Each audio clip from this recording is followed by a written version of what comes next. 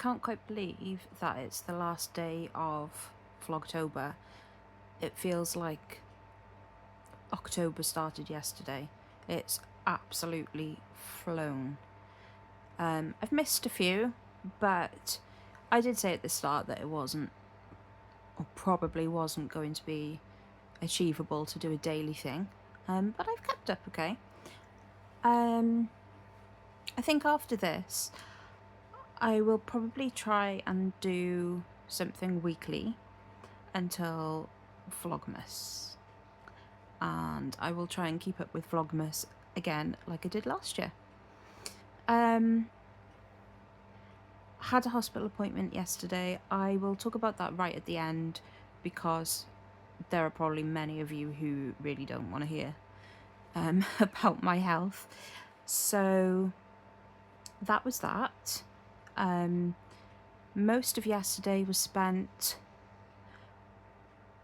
dealing with that, and I started part 3 of the Gingerbread CAL, which I'll show you in a minute. Plans for today: Tom's going to change my bed. Then my parents are coming over with some sort of Halloween food. Then I am probably going to have a brief nap because I haven't slept in like 4 days. And this evening, I don't have Pathfinder because our games master has little ones. So he's going out trick-or-treating with his children. So there's no game running tonight. Might see if Tom and husband want to watch some sort of scary film. If they don't, that is fine by me, and I will hold myself up with my crochet or knitting. Perfect. Don't think I've done much else actually, crafty wise. No, I haven't, not since last time. I've just been working on the same things. So yeah, I will crack on with my day and I will show you my CAL progress so far. Blythe is in love mode. Honey Blythe, he will just sit like this with his paw on my arm for hours. And you? Yeah. Would you like? Tom's off today, isn't he? Why don't you go and find Tom and see if he will play with your toys and your ball? Blythe, do you want to go get your toy? Go. Here's Maddie. Oh. Maddie has had a groom. Oh, downward dog. So she's all fresh. Aren't you? You're all fresh. All trimmed. She can see again. Can you see again? Maddie. Hello. Oh, that's a big yawn. Oh, yeah. You're right there, Blythe. Is Maddie getting some attention that you're not? Yeah. Oh. Just sling your paw at me, it's fine. It's fine. It's hot dog breath all the time. Isn't it? All the time. Oh! He got bitten by a dog, look. Poor Blythe. He's got this long snoot that he sticks under fences. And sometimes it doesn't pay off, does it, Blythe? No. Sometimes you need to keep this snoot out of places. Until otherwise you get bitten. Oh, Bubba. Never mind. Right. Can I crochet now? Do you want to go and find Tom? Go on then. Go find Tom. Quick. I know he's out there, yeah. Go find him then. Say bye-bye. Bye-bye. My mum and dad have just brought over some food. And apparently it's a Scream tea for Halloween.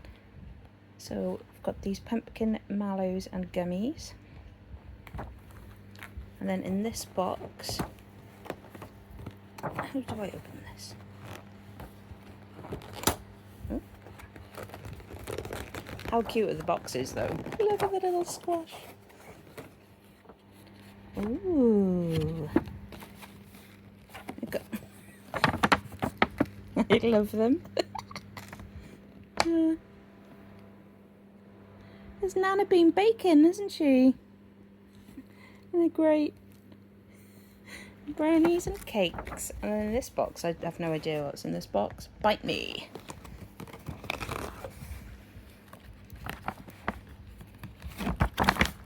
Ooh. What do we have here? Oh my god. Ooh, they look nice. Tuna and egg, ham and cheese, cucumber sandwiches, ghost crisps, I think they are. Scary cheese string. That's great. Profiteroles. My mum made chocolate bark. Cozy season. Oh. And cocktail sausages and a Scotch egg. That's so cool. I love those. Thanks, Mum. Also got me bubble tea in a can. Lychee and passion fruit bubble tea. So definitely be trying that in a minute. Sounds good. The crisps are actually little bats. So cute. Maddie really wants a sausage. I'm gonna have to give her a sausage, aren't I? Would you like a sausage? Yeah. Yeah. It's encouraging poor behaviour, isn't it, Maddie? It is. Okay. For anyone who hasn't seen this blanket before, this is last year's autumn crochet along by the Borough UK. And it is just gorgeous, and it is just freshly come out of the wash. Wash is really nice because it's Stylecraft Special DK acrylic yarn. It's been washed probably about 5 or 6 times now, and it's just gorgeous. It's got a little pumpkin patch, like acorns, pine cones, toadstools, berries, all sorts. Yeah, so I love this blanket. It's huge.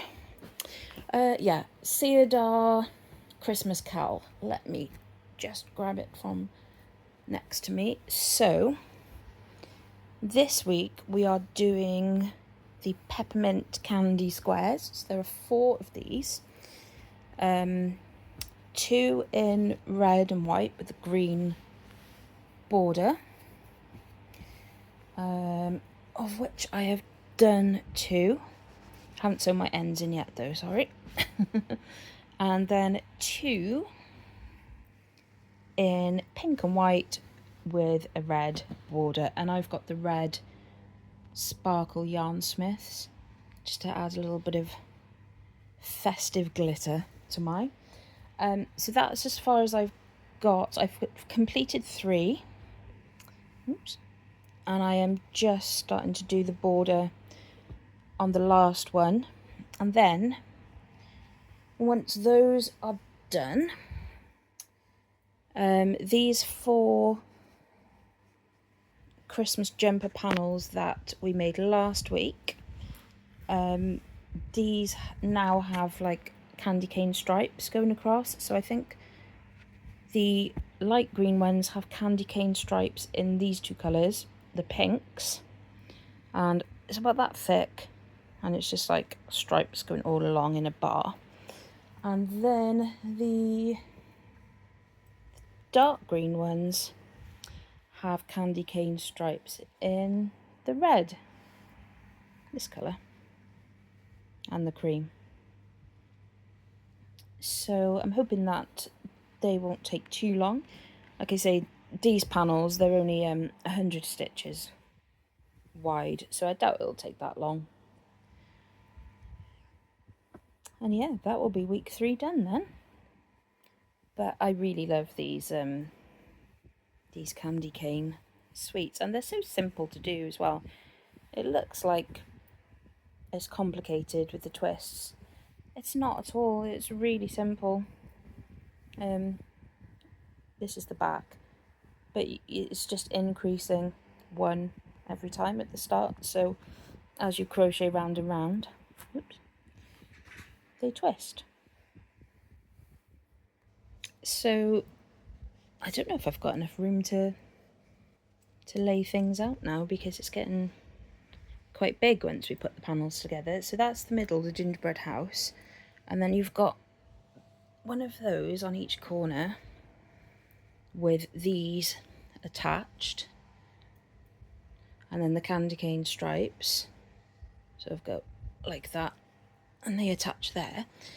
But then all around this square we've got a big white panel with fairy lights as well, so that's not going to be flush. It's going to be about there and there. So yeah, it's going to be quite big, looking at it there, which is great. Bigger the better. The bigger the better. Looking forward to the next part. Oh, well, I would assume that we're doing the fairy lights that go around the house next, because then the part after that is like big borders. So we're going to have to get this middle panel done first and all sewn together in order to get a border on there. So I would imagine the fairy lights will be next week, then maybe putting it all together as well, seaming it all together, and then after that then it's going to be the borders. Probably 2 weeks of border, because they look quite big. And oh, also somewhere in there we're going to be decorating this gingerbread house as well, with a garland and sweets and a door. Yeah, it's a lovely blanket. I'm really enjoying it. And yesterday I did my Halloween nails. So I've got little ghosts, like slime, spider webs, hearts, but they're very subtle Halloween. I've cut all my nails short so I don't hurt myself again. Perhaps when I... Ooh, what is that? Oh, I've got chocolate on me, look. It's from when I picked up the chocolate bark from lunch. Gross. I'm going to go wash my hands before that gets on my crochet, because that would be devastating. Yeah, I'm going now to carry on with this. Watch Married at First Sight UK from last night. And I doubt I'll finish this today, but if I do, I need to get on with my Green Lambkin Yarn Halloween box, my Batty About Minis cowl pattern, which is free on my Ko-fi, because I'm still on 1, 2, 3, 4, 5, 6, 7. I am on day 8 of 13. Yeah, so I need to crack on with that. Very pretty though. Bye for now. So I'm gonna go. I actually might film a little bit at some point this week or weekend, because I want to show you some products that I've bought or had sent to me as well from Tom Dyson Woodwork, and he makes things for crafters like buttons, stitch markers, yarn wrist holder things, niddy noddies, and like stitch spinning gauges, all sorts of things like that. And his work is amazing. Sock blockers as well, coasters, all sorts. And his buttons, oh my gosh, they are beautiful. They're all like made from solid wood and of certain, you know, different trees and things. I think I've got some oak ones and some yew. They're just gorgeous. If you like natural wood, then these buttons are for you. So I will show you some of those things. I've been meaning to do it all through Vlogtober, but time has just got away from me and various distractions and everything. So yeah, I will show you those at some point in the next few days. I am going to do... I've lost my train of thought. I'm going to do a health update now. So if you don't want to hear it, thank you very much for watching. And I will see you in a few days for just random vlogs. Bye. Okay, so health update. Saw my gastro consultant yesterday. So the results of my capsule endoscopy, the pill camera, came back, and they couldn't see any evidence of Crohn's or ulcerative colitis on the pill cam, but he said that's not to say that's not what it is.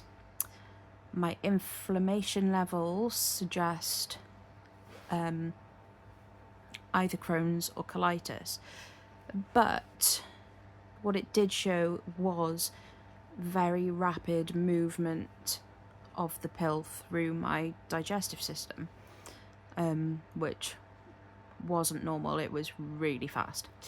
So